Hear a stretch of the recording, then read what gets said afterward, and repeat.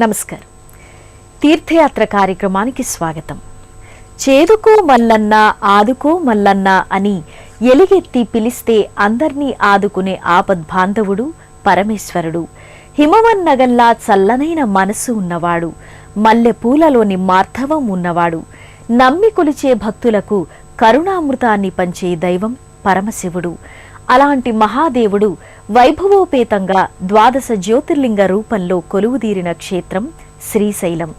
జగన్మాత అష్టాదశ శక్తి పీఠంగా విలసిల్లుతోన్న దివ్యక్షేత్రము శ్రీశైలమే.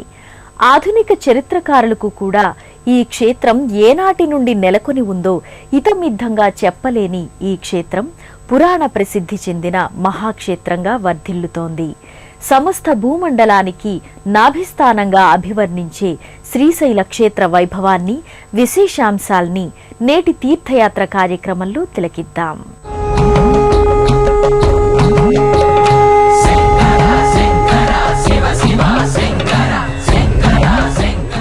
శ్రీశైల మహాక్షేత్రం శ్రీనగం, శ్రీగిరి, శ్రీ అచలం, శ్రీ పర్వతం వంటి నామధేయాలతో అలరారుతోంది.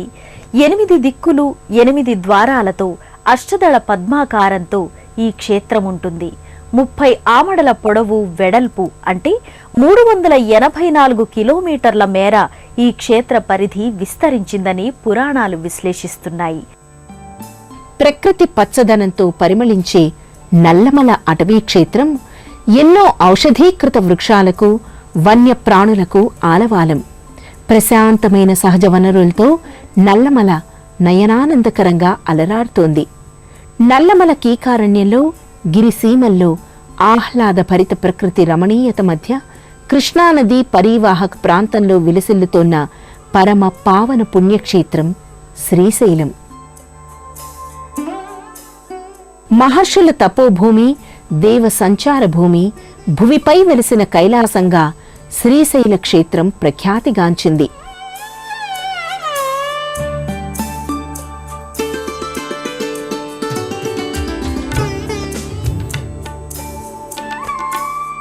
కృష్ణానది పాతాళగంగ పేరుతో ఉత్తర వాహినిగా ప్రవహిస్తూ ఈ క్షేత్రానికి మరింత పవిత్రతను ఆపాదించింది.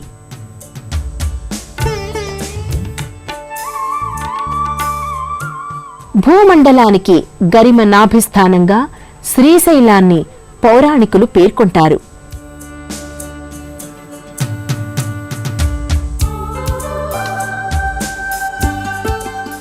రెండు 2000 సార్లు గంగా స్నానం చేసిన, కాశీ క్షేత్రంలో లక్షల సంవత్సరాలు నివసించిన ఎంత పుణ్యఫలం ప్రాప్తిస్తుందో అంతటి పుణ్యం శ్రీశైల క్షేత్రంలో భ్రమరాంబ మల్లికార్జుల్ని దర్శిస్తే కలుగుతుందని స్కాంద పురాణం వివరించింది.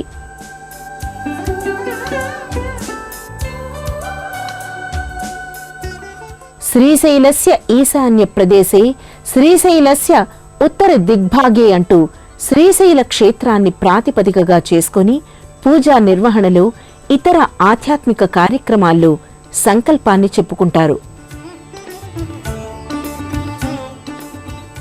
క్రీస్తుపూర్వం 3వ శతాబ్దం నుండి శ్రీశైల క్షేత్ర వివరాల్ని చరిత్రకారులు వివరిస్తున్నారు.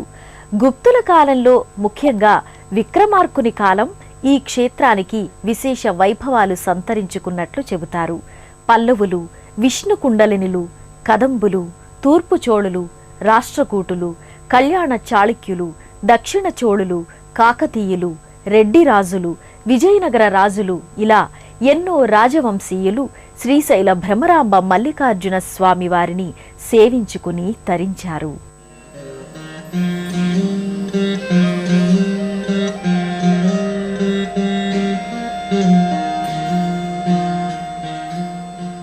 ఎందరో చక్రవర్తులు, మహారాజులు, సంస్థానాధీశులు ఈ క్షేత్రాన్ని దర్శించి స్వామివారికి వివిధ రూపాల్లో విరాళాలు సమర్పించి క్షేత్ర అభివృద్ధికి దోహదపడ్డారు. క్రీస్తు శకం 1వ శతాబ్దంలో పులమావిస్ నాసిక్ శాసనంలో శ్రీశైల క్షేత్ర ప్రస్తావన ఉంది. దక్షిణాపథంలో తొలి సామ్రాజ్య స్థాపకులైన శాతవాహనులకు ముందు నుంచే శ్రీశైల క్షేత్ర వైభవం కొనసాగుతోంది. అపురూప శిల్పకళా సంపదకు ఆలవాలం శ్రీశైల క్షేత్రం. ఎందరో చక్రవర్తులు, మహారాజులు ఈ క్షేత్రాన్ని అభివృద్ధి చేసి పలు కట్టడాలు నిర్మించడంతో విలక్షణ శిల్పకళ ఈ క్షేత్రంలో ప్రకటితమవుతుంది.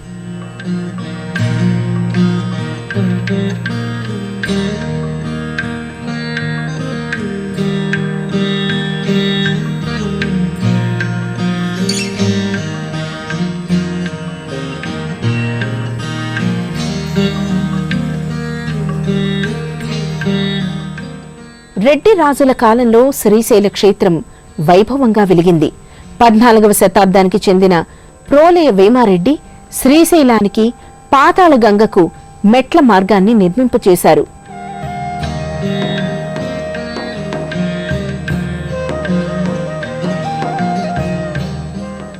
విజయనగర సామ్రాజ్యానికి చెందిన 2వ హరిహర రాయలు ముఖమంటపాన్ని, దక్షిణ గోపురాన్ని నిర్మింపచేశారు.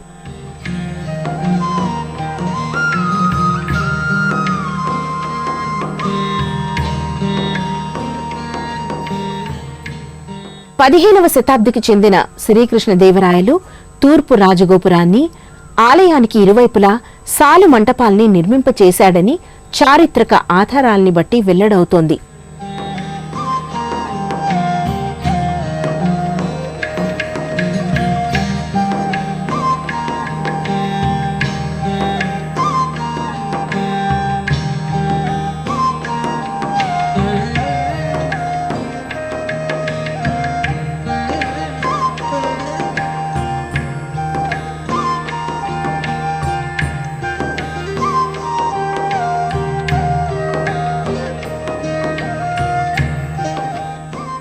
స్వర్ణమయ తాపడంతో తీర్చిదిద్దిన గర్భాలయ గోపురం దివ్య కాంతుల్ని వెదజల్లుతుంది.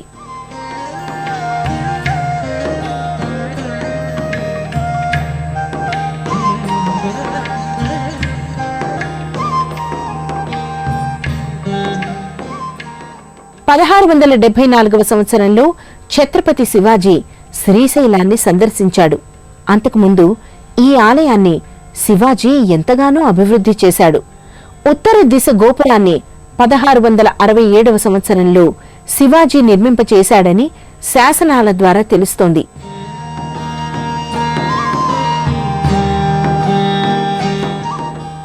శ్రీశైల ఆలయ శిఖరాన్ని దర్శించిన వారికి పునర్జన్మ లేదని శాస్త్రాలు విశ్లేషిస్తున్నాయి. జ్యోతిస్వరూపునిగా మల్లికార్జున స్వామి ప్రకాశిస్తున్నాడు. గర్భాలయంలో నెలకొన్న మల్లికార్జున లింగాన్ని భక్తులు స్పృశించి, నమస్కరించి, ప్రార్థించి, అర్చించిన వారు కృతార్థులవుతారు. గర్భాలయం లోపలికి నేరుగా భక్తులు ప్రవేశించి మనోవాక్కాయ కర్మలతో త్రికరణ శుద్ధిగా మల్లికార్జున స్వామిని ఆరాధించుకునే వెసులుబాటు ఉంది. భక్తుల పాలిట బంగారు కొండైన భోళాశంకరుడు బంగారు లోగిలిలో లింగాకృతిలో దర్శనమిస్తాడు. భక్తులు నేరుగా గర్భాలయంలోకి ప్రవేశించి స్వామి సమక్షంలో ఆసీనులై భక్తి శ్రద్ధలతో పూజించుకునే వెసులుబాటు ఉండడం ఈ క్షేత్ర ప్రత్యేకత. స్వామికి తమ విన్నపాలను విన్నవించుకుంటూ భక్తులు స్వామి కరుణను ఆకాంక్షిస్తారు.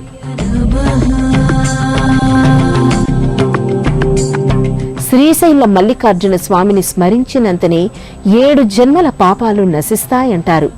స్వామి దర్శనం వల్ల సకల గ్రహ దోషాలు తొలగుతాయి.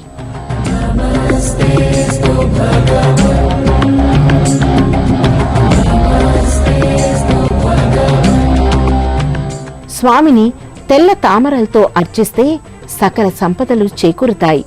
స్వామికి ముమ్మార్లు ప్రదక్షిణ చేస్తే శుద్ధ చిత్తుడై ఆత్మ జ్ఞానాన్ని అందుకుంటారు.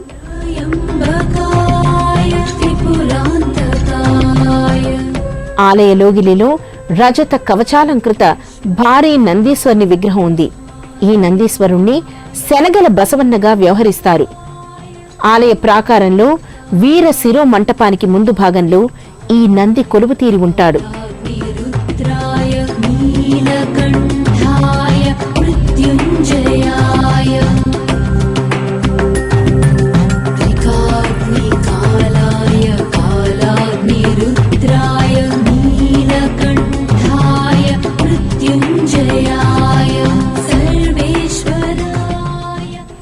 బసవన్నకు శనగలు చాలా ప్రీతికరమైనవి కాబట్టి భక్తులు ఈ మహానందిని శనగల బసవన్నగా వ్యవహరిస్తారు. నందికి శనగల్ని నివేదన చేస్తారు. శ్రీశైల దివ్యక్షేత్రంలో జగన్మాత భ్రమరాంబికాదేవిగా దర్శనమిస్తుంది. ఒకప్పుడు అరుణాసురుడు అనే రాక్షసుడు బ్రహ్మ గురించి తపస్సు చేసి 2 కాళ్ల జీవులతో 4 కాళ్ల జీవులతో మరణం లేకుండా వరం పొందాడట. వరగర్వంతో సకల లోకాల్ని బాధిస్తున్న అరుణాసురుణ్ణి వధించమని దేవతలు ఆదిశక్తిని శరణు కోరారట. అమ్మవారు భ్రామరీ శక్తులతో అరుణాసురునితో తలపడి వేలాది భ్రమరాలతో ఆ రాక్షసుణ్ణి సంహరించిందట. దేవతల కోరిక మేరకు జగన్మాత ఈ క్షేత్రంలో భ్రమరాంబికగా వెలిసింది.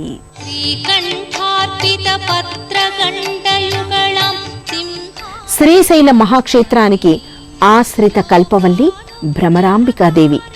సకల కళలు మూర్తీభవించగా జగన్మాత భ్రమరాంబికాదేవి భక్తుల్ని అనుగ్రహిస్తుంది. అష్టాదశ శక్తిపీఠాల్లో ఒకటిగా శ్రీశైలే భ్రమరాంబిక అనే స్తుతితో అమ్మవారు ప్రకాశిస్తుంది. అరుణాసుర సంహారం కోసం అమ్మవారు భ్రామరీదేవిగా అవతరించింది. వేదసాగరి, సౌందర్యలహరి, ప్రణవ నివాసిని, ప్రవిమల హాసిని అయిన భ్రమరాంబికాదేవి సకలాభీష్ట వరదాయినిగా ప్రకటితమవుతుంది.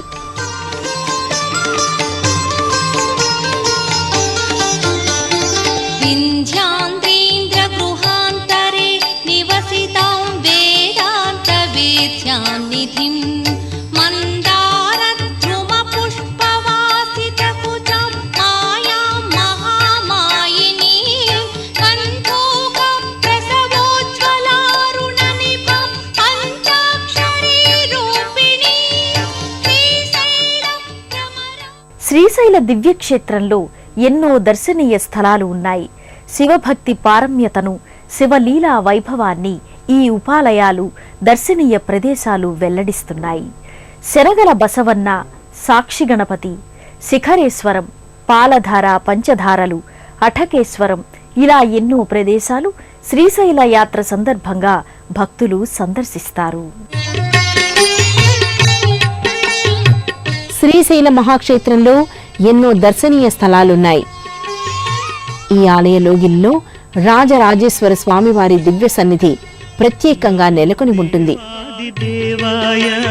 త్రినేత్రాయ మహాత్మనే రక్తపింగళ నేత్రాయ జటామకుటధారిణి నమో దేవాదిదేవాయ త్రినేత్రాయ మహాత్మనే. స్వామివారికి సమీపంలో స్వర్ణ కవచాలంకృతంగా రాజరాజేశ్వరీదేవి దర్శనమిస్తుంది.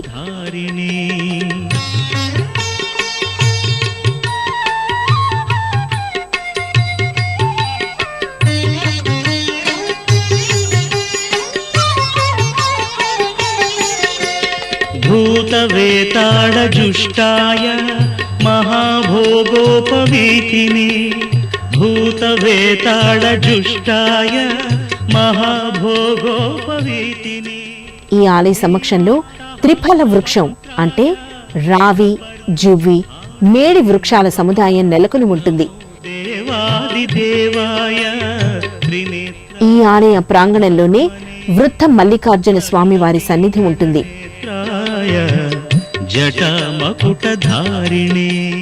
ఉమామహేశ్వర స్వామి రజత కవచాలంకృతంగా దర్శనమిస్తాడు. మహేశ్వర స్వామివారి వామాంకంపై ఉమాదేవి విరసిల్లుతుంది. ప్రధాన ఆలయం చుట్టూ పరివేష్టితంగా పంచభూతలింగాల సమాహారం ప్రత్యేకంగా భాసిల్లుతుంది. పృథ్వీలింగం, జలలింగం, అగ్నిలింగం, ఆకాశలింగం, సూర్యలింగం వంటి లింగాకృతులు ఆలయ ప్రాకార మంటపాల్లో వరుస క్రమంగా నెలకొని ఉంటాయి. అదేవిధంగా సప్త మాతృకల స్వరూపాలు, వివిధ అమ్మవార్ల రూపాలు శిల్ప కళాతోరణంగా దర్శనమిస్తాయి. బ్రాహ్మి, మహేశ్వరి, కౌమారి, వైష్ణవి, వారాహి, ఇంద్రాణి, చాముండి రూపాల్ని భక్తులు దర్శించుకుంటారు.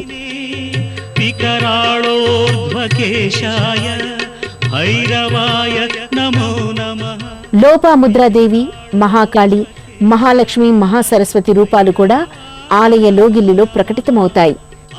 ఈ ఆలయంలోనే సీతారాముల చేత ప్రతిష్ఠితమైన సహస్రలింగం ప్రత్యేక ఆకర్షణగా నిలుస్తుంది. బ్రహ్మ హత్యా దోష పరిహారం కోసం ఈ క్షేత్రంలో పరిసరాల్లో శ్రీ సీతారామచంద్రులు పలు శివలింగాకృతుల్ని ప్రతిష్ఠించారని చెబుతారు. భారతదేశంలోనే అత్యంత ప్రాచీన క్షేత్రంలో ప్రముఖమైనది, ప్రసిద్ధమైనది శ్రీశైల క్షేత్రం. ఈ క్షేత్ర ప్రస్తావన పలు పురాణాల్లో వ్యక్తమవుతుంది. ముఖ్యంగా స్కాంద పురాణం ఈ క్షేత్ర వైభవ ప్రాభవాల్ని విపులంగా వివరించింది. ఈ క్షేత్ర మాహాత్మ్యాన్ని, విశేషాల్ని, లీలల్ని వివరించడంతో పాటు పలు పురాణాలు ఈ క్షేత్ర పరిసరాల్లోని దివ్య సన్నిధుల్ని కూడా పేర్కొన్నాయి.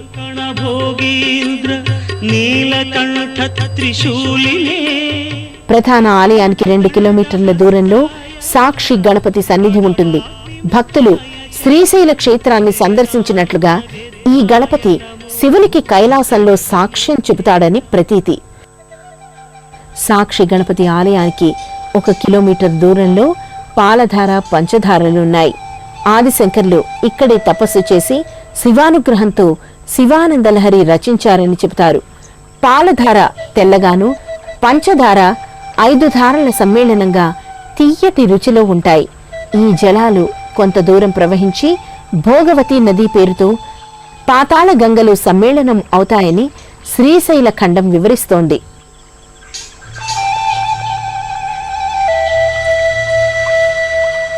శివభక్తుడైన కేశప్పకు పరమశివుడు ఒక కుండ పెంకులో బంగారు లింగంగా దర్శనమిచ్చిన ప్రదేశాన్ని హఠకేశ్వరంగా వ్యవహరిస్తారు.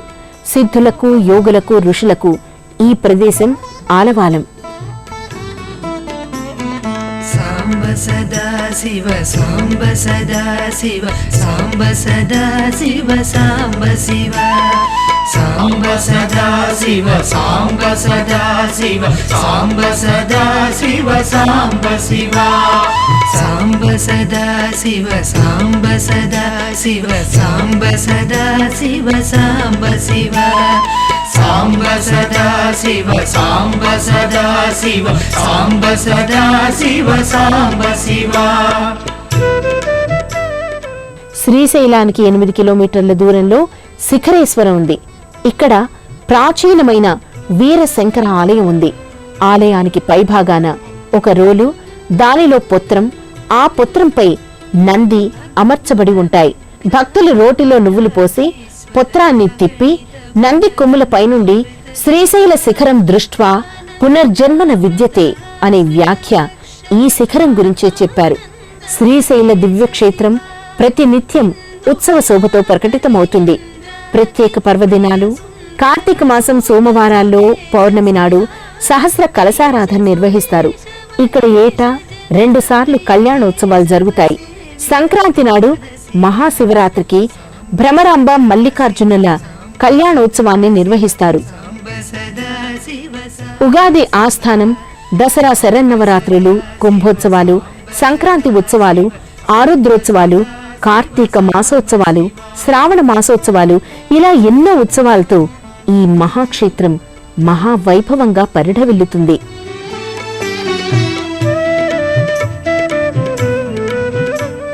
శ్రీశైల మహాక్షేత్ర దర్శనం చేసిన భక్తులందరికీ సాక్షాత్తు కైలాసంలో కొలువుతీరిన శివ పార్వతుల్ని ప్రత్యక్షంగా దర్శించిన ఫలితం దక్కుతుంది. అందుకే ఇలా వెలసిన కైలాసం శ్రీశైల మహాక్షేత్రం. జిల్లా కేంద్రమైన కర్నూలు చేరుకున్న భక్తులు అక్కడి నుండి నందికొట్కూరు, ఐనముక్కల, డోర్నాల మీదుగా శ్రీశైలం చేరుకుంటారు. ద్వాదశ జ్యోతిర్లింగ క్షేత్రంగా, అష్టాదశ శక్తిపీఠంగా, భూమికి నాభిస్థానంగా, దక్షిణాపథానికి ఏకైక దక్షిణ కాశీగా, సంకల్ప క్షేత్రంగా ఈ శ్రీశైల క్షేత్రం అలరారుతోంది. భూమిపై శివపార్వతుల శాశ్వత ఆవాసంగా, అర్ధనారీశ్వర తత్వానికి సజీవ నిదర్శనంగా, ఇలా ఎన్నో విశేషాంశాలతో ముడివడిన దివ్య భవ్య నిరంతర నవ్య క్షేత్రం శ్రీశైలం. శివపరమాత్మ మహాగౌరి తన భక్తుల్ని సర్వదా రక్షించి అనుగ్రహించడానికి దిగివచ్చిన క్షేత్రం శ్రీశైలం. అలాంటి శ్రీశైలం మల్లికార్జునుడు భ్రమరాంబాదేవి దివ్య కరుణను సదా అర్థిద్దాం. మరో క్షేత్ర సందర్శనంతో మరో తీర్థయాత్రలో మళ్ళీ కలుసుకుందాం. అంతవరకు సెలవా మరి. నమస్కారం. పుణ్యక్షేత్రాల దర్శనం, అపురూప ఆలయాల సందర్శనం, తీర్థయాత్ర కార్యక్రమాన్ని ఇప్పుడు యూట్యూబ్ ఆన్లైన్లో www.youtube.com/ETV News లింక్ ద్వారా కూడా వీక్షించండి.